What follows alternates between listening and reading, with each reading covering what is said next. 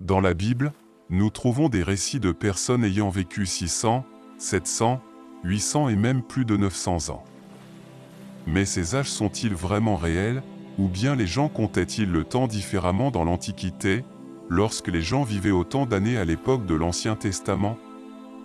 Regardez cette vidéo jusqu'au bout, car c'est exactement ce dont nous allons parler à partir de maintenant.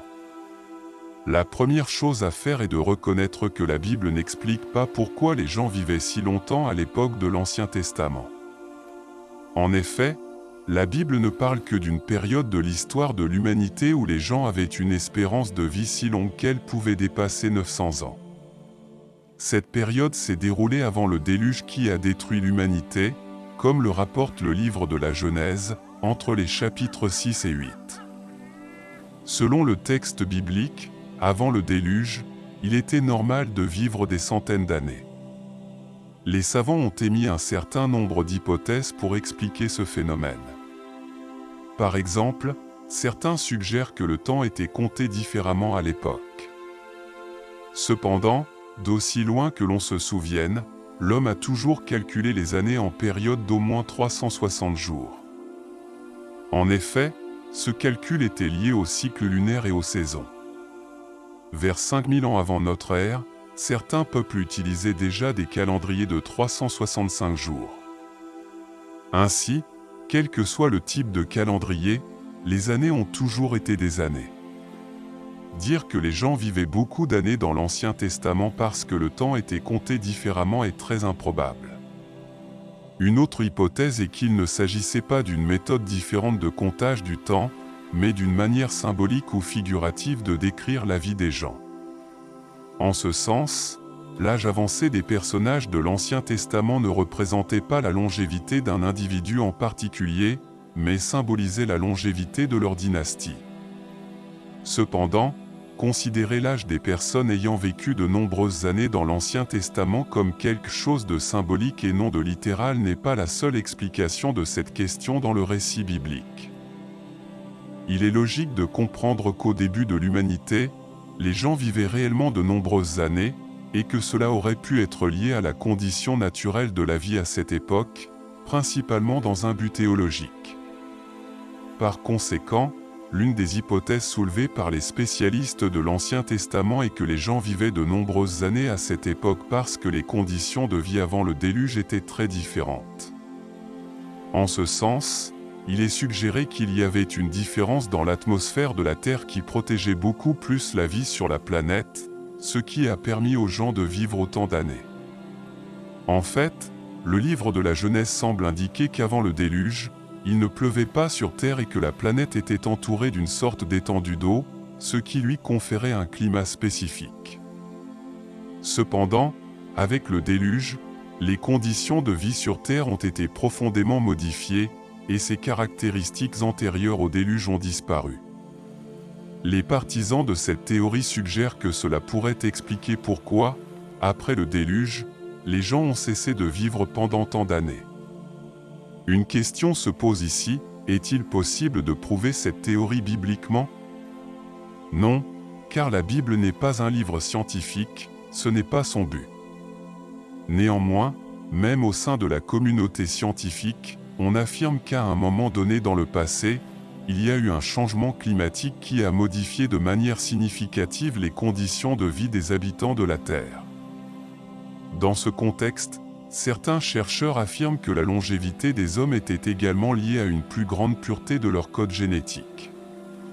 Comme il s'agissait des premières générations de la race humaine, elles n'avaient pas encore développé de nombreuses maladies et faiblesses. Et surtout, beaucoup prétendent que ce genre de thèmes ne sont rien d'autre que des histoires bibliques dans le but évident de discréditer les récits bibliques. Mais ce n'est pas le cas. Il est intéressant de noter que des documents anciens découverts par l'archéologie font également référence à des personnes censées avoir vécu de nombreuses années. Dans la liste des rois sumériens, par exemple, il est fait mention d'hommes qui ont eu une longévité énorme avant qu'un grand déluge ne se produise sur la Terre. Bien que l'âge de ces personnes sur les tablettes soit fantaisiste, il est évident que différents peuples étaient sûrs que les gens vivaient longtemps dans les temps anciens. Cependant, malgré les différences probables dans les conditions de vie de l'époque, il ne fait aucun doute que l'âge avancé de certains personnages bibliques de l'Ancien Testament peut également s'expliquer à la lumière de l'objectif théologique de leur longévité.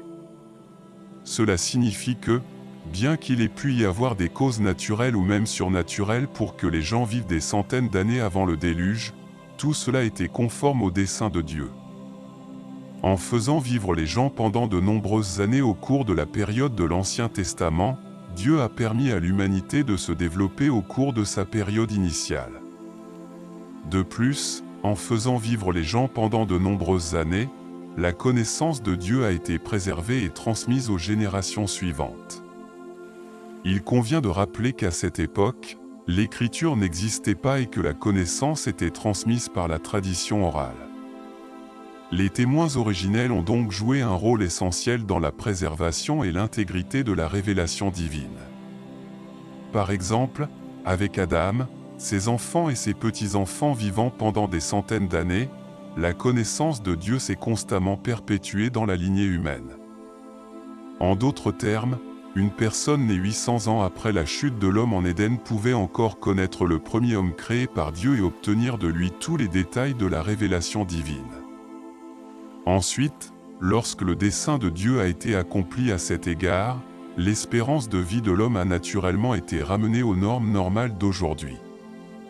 C'est-à-dire qu'il y a eu une diminution progressive de l'espérance de vie des gens, de 8 cents, 7 cents, 6 cents, 5 cents, 4 cents, puis 300, 2 cents, jusqu'à ce qu'elle atteigne environ 100 ans, ce qui est la longévité maximale enregistrée aujourd'hui.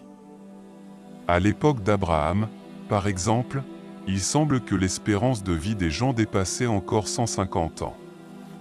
Cependant, peu de temps après, à l'époque de Moïse, l'espérance de vie se situait entre 70 et 80 ans.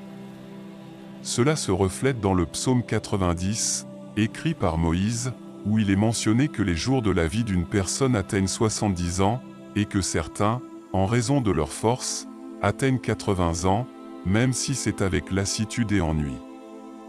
Ce psaume est un détail intéressant qui contredit l'idée que les années étaient comptées différemment à l'époque. La raison de cette divergence est que Moïse, l'auteur du livre de la Genèse, qui mentionne des personnes ayant vécu des centaines d'années, a également écrit qu'une personne vivait environ 80 ans à son époque. Autrement dit, à son époque, l'espérance de vie se mesurait en période d'environ 360 jours. Bien que Moïse ait été conscient que ce n'était plus la réalité de la longévité des gens à son époque, il a rapporté que dans les temps anciens, avant le déluge, les gens vivaient des centaines d'années. Il n'a fourni aucune indication que son enregistrement était une manière figurative de parler de la durée d'une dynastie ou de la longévité d'un clan, plutôt que de se référer spécifiquement à la longévité d'une personne.